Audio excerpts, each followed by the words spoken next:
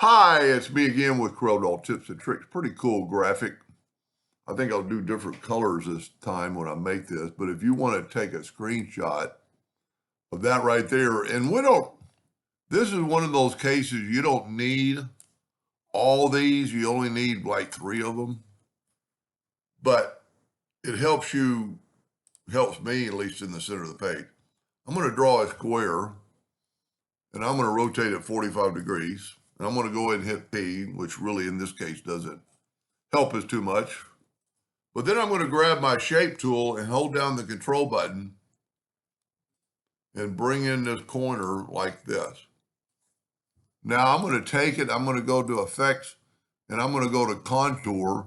I'm going to contour the inside 1 inch with rounded corners. In this case, it doesn't really matter. I think it's going to be the same even if you use corners. And so in this case, it doesn't help. But you've got to go to object and break the contour apart. Then take both of them and let's make them like 16 points. Let's go to object while you've got them both selected and turn the outline into an object. And then I'm going to go over here and I'm going to left click, no fill, right click outline.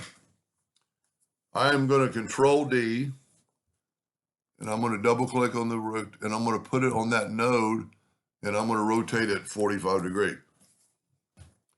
Maybe I didn't group that together. Control G, Control D. If you don't hit that X. Okay, let's rotate it 45 degrees. Control D, 90. Sometimes Corel will do that where you have to go ahead and put the new degree in. Now, the only reason I went all the way around is because now I can Control G and hit P and put it in the center of the page. That way I don't have to worry about it anymore. I'm going to set my nudge factor like on 10 inches. And I'm going to fill in with the Smart Fill tool. Well, I need to do some virtual segment delete key first. I'm going to take and hold down the Alt key with the virtual segment delete key and swipe all the way through there. Now I'm going to take my Smart Fill tool. You know what? I am going to use a different color this time. Let's go red, red, red. Now, if you remember, I grouped this together so I can ungroup it. Now, I could group all this together now and do the same Smart Fill to the whole thing, but I would want to do, or interactive fill, but I want to do them individually. And so I'm going to take this, go up to interactive fill tool, and let's try yellow.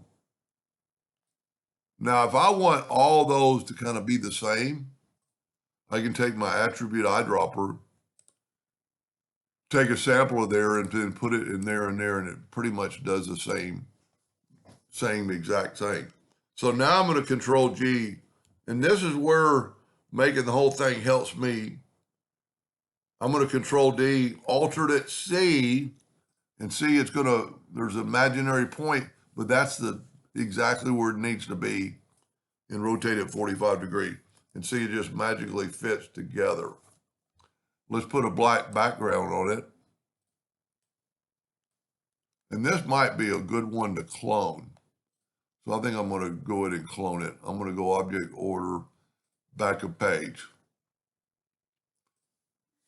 That looks pretty good. But let's do it by cloning it. So I can delete these. And see, this is where it's going to help me. Well,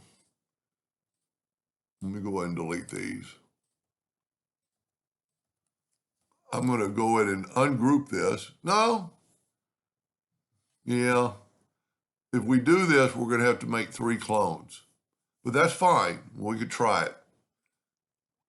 I'm going to go and pick this center one and go up to Edit and Clone.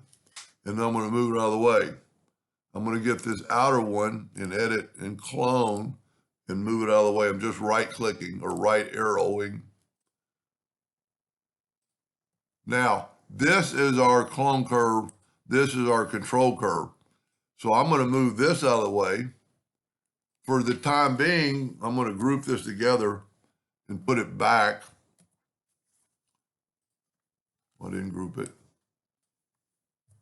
and put it back in the center. Now I'm going to control D, alternate C to have it rotate from the center, and we'll go ahead and go all the way around. Now, for this to work, we've got to ungroup all this. So I'm going to select it, and I'm going to go to group, and ungroup all. Now, let's put this over here, and I'm going to zoom in. And now I've got where I can change all this. So I can take this and get my interactive fill tool, and we could put a little bit of dark purple. I'm not saying you, that's ugly, but you could change your amount of yellow. Matter of fact, you could go here. Let's put a little black and see what happens. See, it changes the entire structure. I want to put yellow on both sides of the black. So I just have a tint. Look at that. And then you could, so if you don't like that, interactive fill to attribute eyedropper, take a sample of that, and it's going to do all of them. It really got ugly quick, but you could still, you could still select this one and still change it and, take some of that black, maybe more to the center. I'm getting worse and worse, I think. I don't particularly like it. Let's take away the black. That looks pretty, see, I took away the black on just one of them. Just double click and you take away the black. Now, as always, if you get rid of this, it'll get rid of all of them. So if you will select them all, go up to object and break the 28 apart, then you can delete your control curve and have your object. That's not bad looking. Anyway, hope that gave somebody an idea someday, and thank you for watching.